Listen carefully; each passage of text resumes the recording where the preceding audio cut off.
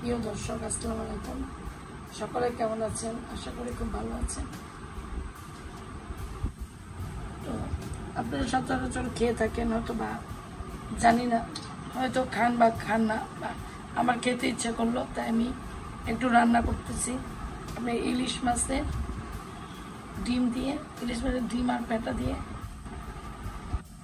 একটা বেগুন সুন্দর করে আমি একটা চচ্চড়ি করব। একটু আপনারা কাইন্ডলি এটা দেখুন সম্পূর্ণ, এবং রান্না সহ আমি এগুলা এভাবে করে সুন্দর করে কেটে ধুয়ে নিয়েছি।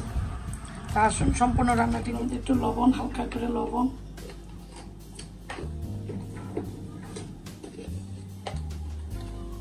হালকা হলুদ,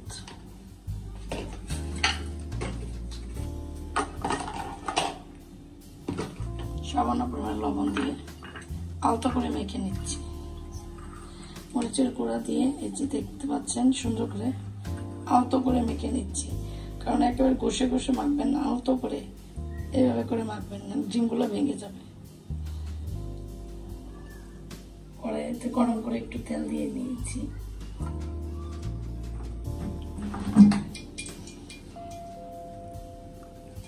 এক এক করে আমি ডিমগুলা এখন ছেড়ে দেব।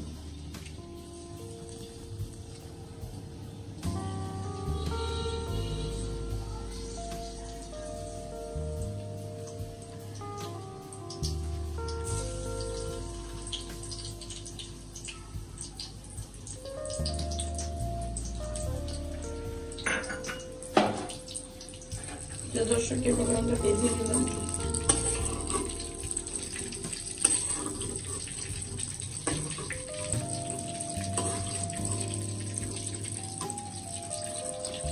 প্রিয় দর্শক আমরা এইভাবে ভেজে নিয়েছি।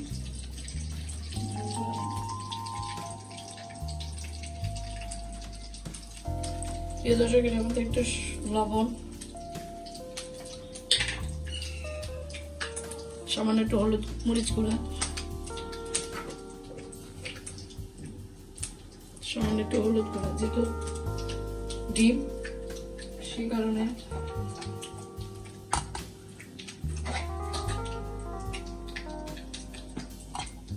জিরা, ধনিয়া, আদা, রসুন বাটা 1 চা চামচ এর মতো,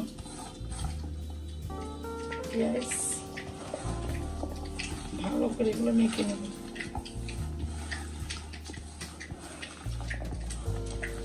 খাওয়া হয়ে গেছে, এখন আমি এটা দিয়ে দিচ্ছি।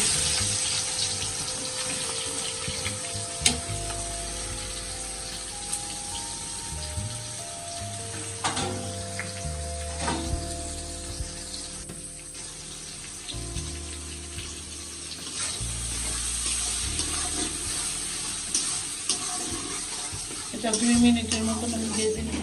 প্রিয় দর্শক আমি ডিমগুলো দিয়ে দিচ্ছি। ডিমগুলো দিয়ে নিই, একটু নাড়া দিয়ে সামান্য পরিমাণে পানি অ্যাড করব, সামান্য।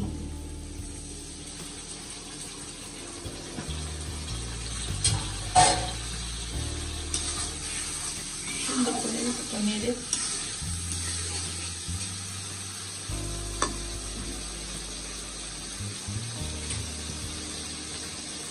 কাঁচামরিচ 3-4টা কাঁচামরিচ মাঝখানটা ভেঙে নিয়েছি, এখন দিয়ে দিব।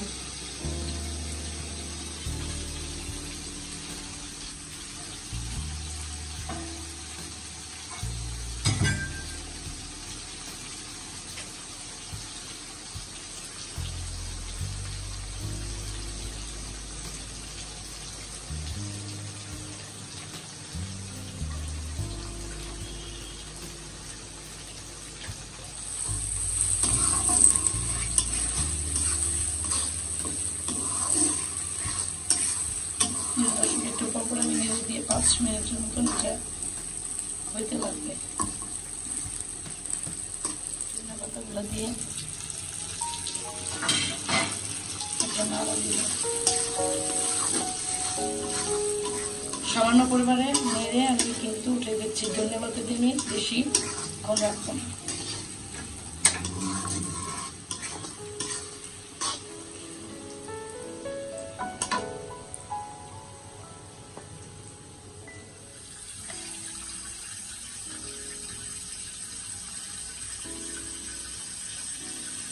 বেগুন দিয়ে ইলিশ মাছের তেল ঝাল আপনারা অবশ্যই রান্না করে খাবেন।